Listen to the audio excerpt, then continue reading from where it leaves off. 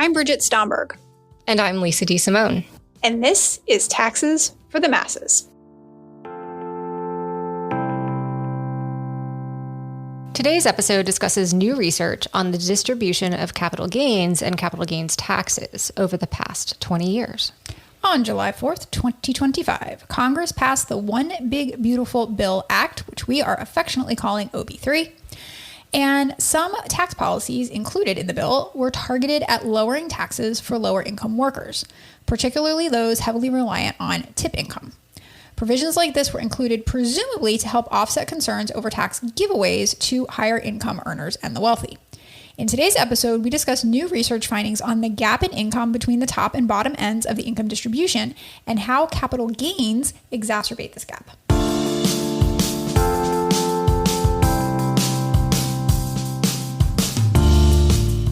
Hello, B. Hello, Lisa. How's that fall going for you so far? I don't really feel like fall is a thing until like mid to late October. Yeah. November. Certainly not judging by the weather here in Texas. No, I feel like, yeah, October to me is fall. Okay. I guess the big question about fall, and I don't know I think I do know where you stand on this. I don't think I have to ask you this. Okay.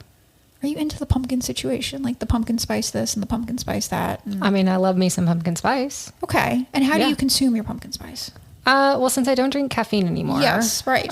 It's got to have to be like a tea, like Okay. an herbal tea sort of thing. Okay. Or, I mean, my favorite is like a pumpkin spice cake. Okay. Like a loaf situation? A loaf Yeah, cake? yeah. Okay. Yeah. All right. Like banana bread, pumpkin Yes, spice bread. pumpkin spice bread. Yeah. Okay. I'm not a big pumpkin pie person.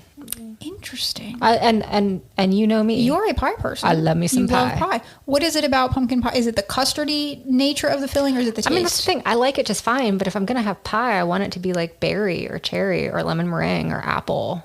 Okay, so here's the question. Have you ever had real pumpkin pie? Like made with pie pumpkins? I don't know. Because that will change your life. Okay. I did not realize that it was such a stark difference Really? between the pie that you eat with the cans and the pie that someone makes you with actual pie pumpkins. When we first moved to Indiana, we had friends have us over for dinner, and she had made pumpkin pie with real pie pumpkin filling. And I am not kidding you when I was saying I was picking up like half-eaten pieces of pie off of other people's plates and just eating it. I was like hoovering up. Nobody thinks you're kidding because we all know you. I've seen picture of you. Is it eating macaroni and cheese directly out of a pan, dressed in a bridesmaid dress? Yes, only thing you're misremembering, it was out of a Parmesan rind. Of course it was. It was very classy. Yes. It was just, yeah. Yes. So just if you have an opportunity Okay. to have someone make you a legit real pumpkin pie, do it for me because it was life altering. Okay. Here's a thought. Okay. Have your friend make it and bring me a piece. I can do that. I can do that. Okay. Your assignment you have until Thanksgiving. You got 2 months. So every year Derek makes an apple pie. Derek and Blake make an apple pie from scratch for Thanksgiving. And I've been begging him forever to make a pumpkin pie, and he won't do it. Would he do it for me? Maybe he would do it for you. Maybe he'd do it for Mommy Lisa. All right, I'm going to ask. Okay. Okay. Anything else you love about fall? I like the leaves changing. Yeah. Yeah. Do you get a lot of that? No. I mean, if we drive out into the hill country a little bit, yeah, you could see some nice colors. It is one of the really nice parts about living in the Midwest is the foliage changing in the fall. All right. So we're not talking about any of that today. Nope. Not at all. Today we're diving into something that sounds a little bit more technical than pumpkin spice. Okay. And also has similar implications for people's wallets, I would say. 'Cause, honestly, I can't even remember what we were going to talk about. All I can think about now is pie. Thank you. Yes. We're going to talk about capital gains. That's right. Yes. Okay. Thank you. That's what we're talking about. Good reminder. Okay. You might hear this term thrown around, especially when we talk about wealth and inequality. And we've got some new research to discuss that really highlights just how significant capital gains are becoming in the U.S. and also who they're benefiting the most. All right. So I think we should start with the absolute basics. I agree. And I guess the most fundamental question I can ask you is, what is a capital gain? Yeah, good question. At its simplest, a capital gain is appreciation of a financial or physical asset. Okay. Think about it this way. You buy a house for $300,000. You sell it years later for more than that, for $400,000. Okay. That's a $100,000 increase in value, which is your capital gain. Now, that's some of that increase is inflation and not the actual value of the asset, but you get the point. I do. And it'll apply the same logic you can apply to things like stocks, real estate, even private businesses. So yes, fundamentally, it's about making money when something that you own increases in value. Yes. And so then the next question would be, how does that get taxed, and is it any different than ordinary income? So this is where it gets interesting. Okay. In the United States, capital gains are generally only taxed when they are realized. Oh, yes. Meaning when you actually sell the asset and you have cash money in your pocket. So if your stock portfolio grows on paper, but you don't sell any shares, you generally don't pay any tax on that appreciation until you sell the shares. Correct. Because what you just described is an unrealized gain, and those gains are not taxed. Correct. We've talked about this before when we took issue with ProPublica's calculation of the quote unquote true tax rates that some rich people pay on their tax returns. And we took issue because that analysis included unrealized gains in these people's income. And that's just not the way the tax code works today in the US. No, it is not.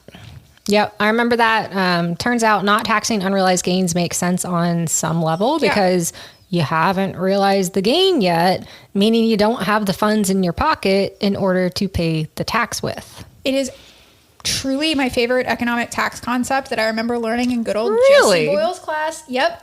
So much so that if you were to call up, I'm going to give a shout out, Ben Taylor, Senior Director of Student Communities in the undergraduate program at Kelly. He is now a big fan of this phrase because I say it so often at work. Oh, wow. In my job as an associate dean, love an accession to wealth concept, which basically means that if you haven't had a substantial realization or change in your economic position, we don't tax that. Yeah. It's fundamental tax policy. Yeah. So that's the big reason I think why we don't tax unrealized gain. I also imagine it helps to reduce volatility in your tax liability so that you don't have a big fat tax bill one year when things appreciate and then you have a lower tax bill or maybe even a refund the next year if the value declines. Exactly. So to me, I think it's good policy. You can argue with that, but I never had a problem with it. The downside is, from a tax revenue perspective, that taxpayers can actually avoid capital gains tax altogether if you just never sell your asset. Yeah, that's the rub. Not all realized sales are even taxed. And I'm going to say that one again because I want to be please. very clear. Thank you. We've talked about unrealized gains and how those aren't taxed, and that makes sense. What I'm saying, even realized gains aren't always taxed. Correct. For example, taxes are often deferred on money earned from assets held in retirement accounts. There's an exemption for the first $250,000 of gain from the sale of your primary home. That's $500,000 if you're married filing jointly. There are examples. Yes, and another example is, don't forget OB3, expanded opportunity zones, which defers capital gains taxes on gains from property that's invested in designated areas or zones, which are usually found in low-income urban areas. Yeah, and these, to be clear, these are all built into the tax code. Yeah, nobody's doing anything wrong. Yeah, these are specific exclusions. But yeah, there are lots of examples of gains on sales of property that aren't currently taxed. And there's another one that exploits a step up in basis. And this is the biggie because you just said you can avoid tax if you never sell the thing. But if you never sell the thing, you're never benefiting from the appreciation unless, and we'll get to that in a second. But first, yes, we should define what tax basis is. We should. We should. Yes. Let's get right on that. No, please, by all means. I defer to you. I'm laughing because I've had a lot of conversations about this lately related to a very, very early research project where as the accountant on the team, they keep turning to me and saying, but what is basis? What is it supposed? I mean, we all know what it is. Sort of. But like, what is it? It's true because I think this is one of those concepts, and clearly have no trouble revealing my ignorance on this show.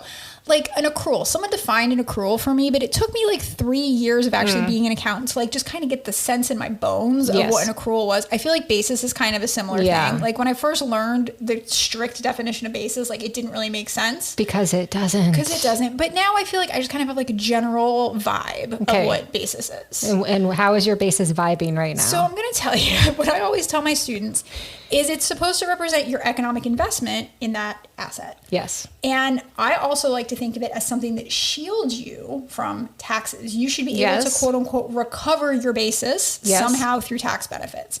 That could mean that you buy something for $100 and you get deductions for depreciation and amortization. You get to deduct that $100 and that gives you some tax benefits. Or if you sell that asset, you don't pay tax on the first $100 of cash that you got. So I like to think of basis as a good thing. Yeah. Because it helps reduce your tax liability. Absolutely. It's definitely a good thing. And I agree with you. You called it your economic investment in asset. To me, I agree. I'm saying something similar here. It's intended to track your investment in an asset. And that investment could be what you originally paid for the asset, including transaction costs like brokerage fees. And it doesn't this is where it kind of makes my brain hurt a little bit, but it doesn't matter where you got the capital in order to buy that. Like you could borrow. Oh, yes. It doesn't have to be your money. Correct. But that's still going to be considered your investment, even if you borrowed those funds. In the case of certain physical assets, as you said, it can be adjusted over time to account for wear and tear. That's depreciation, amortization. And there are other more complicated adjustments too. But overall, to me, the idea is to keep track of what you have stake or at risk in an asset in monetary terms. Yeah, it's not an easy, natural, and there's no analogy. Yeah. It's just something that I think you just kind of got to feel it. Okay. We're feeling basis over here. But what we can both agree on, and I think our definitions were pretty similar, is that it's a good thing for tax purposes because it ultimately offers you tax benefits. Yes. So any rule that, quote, steps up your basis in an asset, increases it in some way, it's making it higher and therefore offering a greater tax shield. Now, to be clear, there are lots of different scenarios where people can get basis step-ups. A very familiar one is in the case of mergers and acquisitions. That's not what we're talking about today. Nope. So let's hit the highlights of the basis step-up rule that we're talking about today. Okay. Yeah. So this is a provision that allows people to bequeath unsold stock or other assets to their heirs income tax-free. So someone holds onto an asset, it's appreciated significantly throughout their lifetime, they pass it on after their death, and that gain, that appreciation, might never be taxed in the hands of the recipient. So this is why we're going all the way back to the top of what you said. Why would you ever, if you hold on to an asset forever and you never sell it, you never benefit directly from that appreciation, but you can pass it on to someone who you really care about, and they can benefit from that appreciation, and in this case, benefit tax-free. Tax-free. Yes. Okay. So real quick, we know that there's lots of different types of taxes and we have to be real careful to distinguish what tax we're avoiding here. And here we're avoiding the capital gains tax. Yes. It is a type of income tax. Correct. That is different than an estate and gift tax. Excellent point. So we've talked about this on prior episodes, but here's a brief recap. Income taxes like capital gains taxes are paid by the owner or recipient of the income, such as a gain when someone sells an asset during their lifetime. But if you bequeath an asset with a gain to someone else upon your death, the fair market value of that asset, not the appreciation, is what is included in the deceased person's estate and potentially is subject to the estate tax. So this step-up basis rule that we're talking about ain't helping you avoid the estate tax. Exactly. It's helping your beneficiary avoid the capital gains income tax. Let's do an example. I think that would be for the best. So I've been rewatching Succession, so we're going back there. Oh, dear. Just watched the episode, spoiler alert, where Logan dies. And we're going to assume that he earned 1 million shares of Waystar Royco stock through his role as CEO. Those shares were worth $100 each when Logan received them, so he's got a total stock value of $100 million. At his death, they're worth $150, so $150 million total. Logan's estate will be taxed on the value of those shares through the estate tax. So that $150 million fair market value of those shares gets included in his estate and taxed at the estate tax rate. Yep. His heirs will then become the owner of those shares according to Logan's wishes. And this is where this rule comes in. Mm-hmm. If I were to give this problem to my students, I would say, what's the basis in those shares to the beneficiaries. Yep. There's two options. It's either going to be $100 or 150. Yes, it's either carryover, you inherit the basis in addition to the stock, or you get a step up in basis up to fair market value. Perfect. And so in this case, the way that the state law is written, those beneficiaries can take that greater $150 basis in each share. Exactly. They get that step up. And what that means is if they were to turn around and sell those shares soon after they got them, when the value was still close to $150, they would have little to no capital gains tax on those shares because they wouldn't have any capital gain. Exactly. Now, the new exemption for estate taxes is jumping in 2026 to $15 million per person. So only a teeny tiny, far less than 1% of the population will ever actually owe estate taxes. Correct. Not everyone is a billionaire. And as we discussed, they often do some fancy estate planning to avoid the tax as well. Yes. So in many cases, the appreciation of, say, stock during someone's lifetime that they leave to someone else upon death will escape estate taxation as well. Correct. That's not going to be due to the step-up rule. That's going to be due to fancy tax planning. Yes. All right. But back to the step-up provisions. We showed in this example, the person you leave the stock to gets a basis in the asset equal to the fair market value of the asset around the time of your death. And the bottom line is that once potentially taxable gain in the donor's hand, if Logan had sold those shares himself, he would have had to pay tax on a $50 per share capital gain. Yep. That disappears once those shares instead transfer to his heirs. And I can't help but interject here just as a nice little warning to people.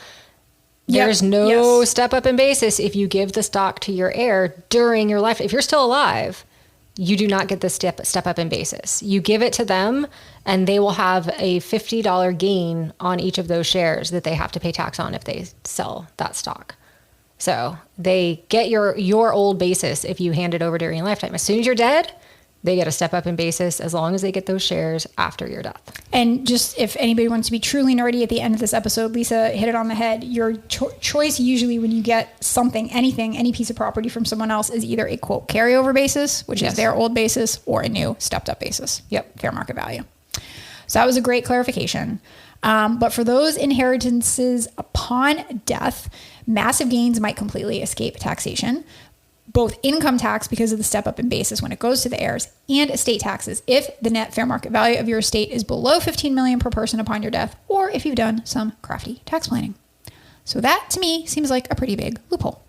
It is. And the research we're looking at highlights that between 1954 and 2021, an astounding $116 trillion Holy cow. in total capital gains were accrued, but less than 20% of that Oh my was gosh. actually reported on tax forms and subject to taxation. Holy cow. So 80% of these gains likely escape taxation entirely, often due to these kinds of avoidance strategies. That is massive. Massive. And as we've already concluded, size does matter.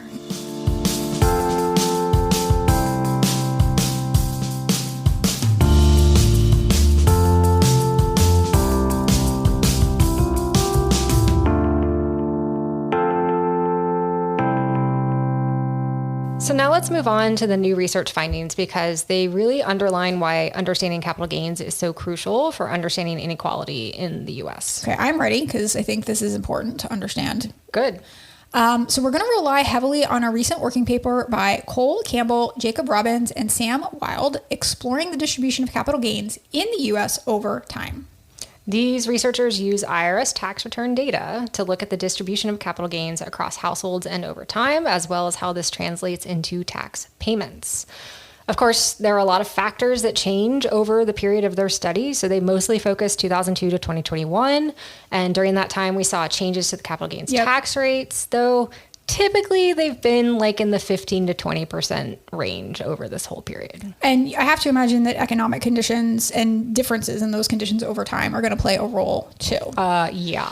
So the stock and housing markets have been booming in the past several years despite pandemics, wars, and shaky economic data from time to time, and that has to play into this. Absolutely. Over the past 2 decades, as you said, we've had a booming stock market, at least in recent years. Housing prices have gone way up despite that big bust that we had 15 years ago. Private business markets have driven enormous capital gains in the U.S. And so to give you some context, real capital gains have averaged 20% of national income over the past 2 decades, which is a huge jump compared to just 5% before 1980. Oh, wow. And get this, in 2021 alone, capital gains totaled almost $6 trillion, which was nearly 40% of national income. 40% of national income. That is staggering. Yeah. Okay, so clearly there's a lot of money out there in the form of capital gains. Yeah. So I guess the natural question is, who is getting all of this money? And that's exactly what this new research is setting out to answer. And their findings are pretty stark. Capital gains are extraordinarily concentrated. They primarily flow to the very top income percentiles. In fact, they found that capital gains are the most concentrated form of income in the United States. Okay, that is stark. And I guess when you stop to think about it and you think about the types of assets that generate capital gains, Yeah. stocks, real estates, private business, houses, it makes total sense. It makes total sense. Like it tracks. Yeah. So according to data from the Federal Reserve, in 2022, the median amount of household savings in the U.S. was $8,000. $8,000. That's the median. Median. So that means half of households in the U.S. have even less than $8,000 saved. Yeah. If you don't have any savings, you're not investing and you're not buying the types of assets that you need to generate those capital gains in the first place. Yep. Obviously, the wealthier, those with more income, have the money to invest and earn capital gains. And the data show that the top 1% of the income distribution received 45.3% of all capital gains between 2002 and 2021. And if you look at the top 10%, they received 3/4 of all capital gains. So the vast majority of these gains that have the tax benefits associated with them are going to a very small slice of the population. And that cannot be good for overall income inequality or wealth inequality. No, it can't. When capital gains are included in calculations of income distribution, the picture of inequality in the U.S. changes pretty significantly and not in a good way. Okay. For instance, the top 1%'s share of total U.S. income jumps from 18% without capital gains to 21% with them. Okay. And for the top 10%, their share goes from 45% without gains to almost 48% when capital gains are accounted for. Okay, so what you're basically showing here with these statistics is that once you include capital gains, the income gap is actually even wider than what we typically think. Exactly. And we've already mentioned how few of these gains actually get taxed. Mm-hmm. That seems problematic. Very problematic. Accounting for capital gains makes the U.S. tax system less progressive, as you just said. Yeah. Research finds that the effective tax rate on real capital gains is shockingly low, only 5.2%. What? That's significantly below the statutory capital gains tax rates, which are typically, as we said, between 15 and 20%, depending on the income level. 5.2% on such large gains? Yeah. Compared to what many people pay on their wages? Yes.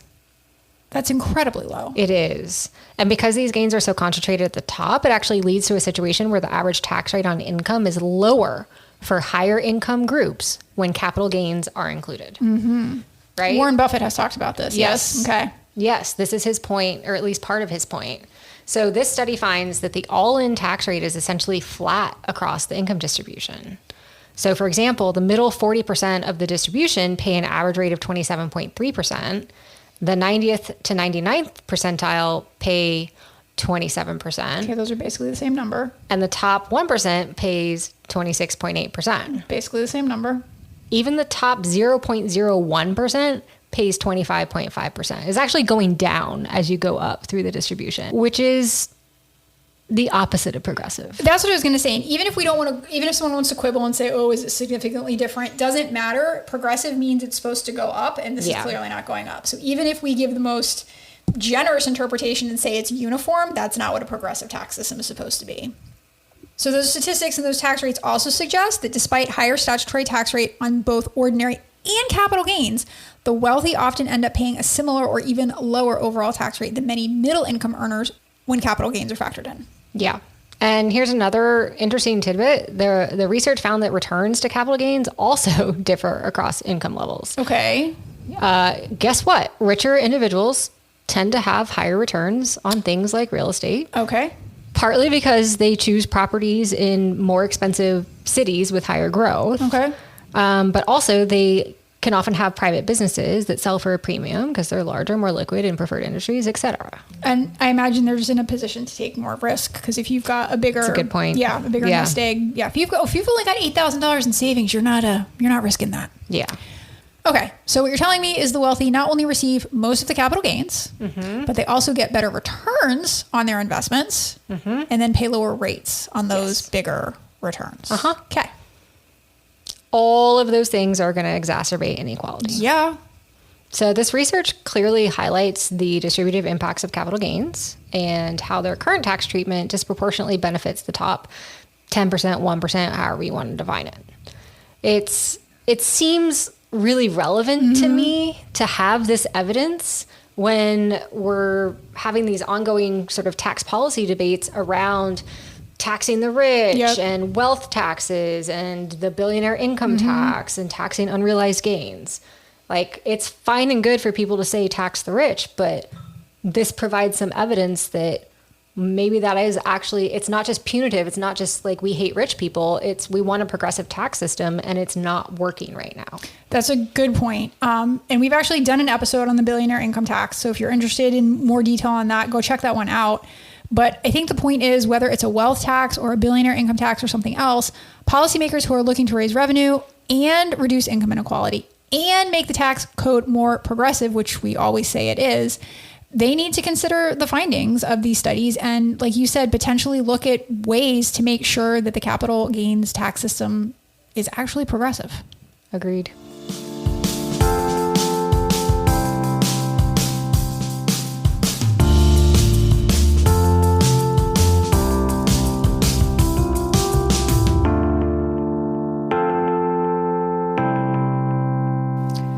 Okay, time for the good, the bad, and the ugly. What say you? I mean, I really like seeing this research that's using IRS data, using tax return data, and looking at distributional issues. I think that's great. I do too. And I want to be clear, I wasn't throwing shade on the researchers by saying that their findings aren't surprising. Not every research paper has to be surprising. I think the real contribution of papers like this is it's alerting us and opening our eyes to the magnitude of the issue. Yes. So just because we know or suspect that tax rates are not really progressive or that the benefits of capital gains accrue to wealthier households, I think it's really important to have evidence confirming that suspicion and then documenting the magnitude of that suspicion. So I agree. I also like the focus on capital gains. It hadn't really occurred to me before how different the distributional impact of capital gains taxes might be relative to ordinary income, but it makes sense. It makes perfect sense. It's just, so I guess it's a little surprising to me that this hasn't been done before. And I like the focus. I agree. And I think another good for our listeners, this is kind of like eating your broccoli or going to the dentist. It seems like almost any time a tax bill comes up, the Democrats are always like, we need to get rid of the step up at death provision. Yeah. And now you know what that means, listeners, because we just explained it to you. You are informed. Any other good? I think I'm done with that. Okay. Could move on to the bad. By all means, give me some bad. We've talked about this a little bit before, but it seems like taxing capital gains at a higher rate is going to be difficult and like fraught from a political perspective. Yeah. And we've seen evidence of that historically as well. Yes. So, you know, many people argue that income has already been taxed, right? Like, so I make $100 at my job. I've already paid ordinary income tax on that. Yep. And I'm only able to take my after-tax income and use it to make an investment. That's arguably true, especially in the case of traditional investing in stocks of a public company. And then that public company is also going to pay tax on their earnings at 21%. But that's not all capital gains. And I would say sentiment seems to be changing in favor of taxing the wealthy, at least in some pockets, and doing something to try to make tax policies at least look more progressive. And I think we're even seeing that with OB3, right? Yeah. Because that did have things that were like exclusive to the middle class. The tax, no tax on tips, tax on overtime. Like those are attempts to increase the progressivity of the tax system. But there's, you know, still a lot of resistance to increasing capital gains taxes. Yes. And I think one of the issues is what you said. People argue it's already been taxed. Second issue is people think that in order to get people to invest, you have to give them this incentive on the back end of their investment. And I just don't know how true that is. And you're already getting an incentive because at the highest bracket, instead of paying 37% on those returns, you're already knocking it down to 24. Do we have to knock it down to 5 or 0? Like, I'm not arguing that there probably should be some, or you could make an argument that there should be some tax benefit, but I don't know that it has to be tax free. Right. Yeah. And given what we've talked about, all the shenanigans that people can do, in addition to all of the carve outs that are bright line clearly in the tax code for a purposeful reason, it's not just shenanigans that people are doing. Yes. There's a lot. We said it before. There are a lot of gains that are not being taxed at all.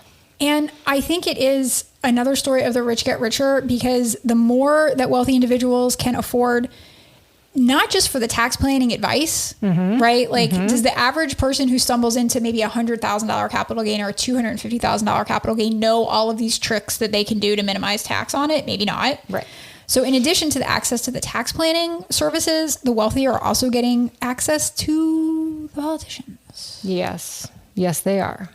To keep these taxes low and to keep the step up in basis. And one thing that you and I heard once that I thought was really depressing, I just said it, that every time there's a major tax policy, the Democrats come out and they're like, you got to get rid of this step up. Someone told us one time, quite cynically, but I think it might be true, that the only reason the Democrats say that is because they know they're going to eventually cave. And so it's just a bargaining chip they use to get something else passed, but they're never even really serious about it. And they don't ever think it's really even going to happen. Right. We need to get serious, people. And I think we need to get serious, because the ugly part of this to me is that whatever gap there is, whatever all these distributional gaps that we just talked about, whether you want to focus on who's getting the gains and at what rate of return are they getting them and what taxes are they paying, like there's a gap there, and that gap is just going to compound over time, right? Generational wealth compounds over time, and the gap is just going to get worse and worse. And we're not just talking about like billionaires who were founders in tech companies. We're talking about the housing market. Like, if you read any article, Gen Z can't buy a house right now. Yeah. And maybe the only reason that my kid's going to get to buy a house in the future is because I was lucky enough to be able to buy a house. Now, like, I'm not a 1%er, but that is a form of generational wealth that I'm going to get to pass on to her. Yeah. And I'm going to benefit from that $500,000 exclusion and probably a whole bunch of other stuff. Yep. So I think that's another thing. Like, it's not just these crazy, complicated investments that contribute to this generational wealth. It's something as simple as owning a freaking house. Yeah. We need to get serious. Get serious, people.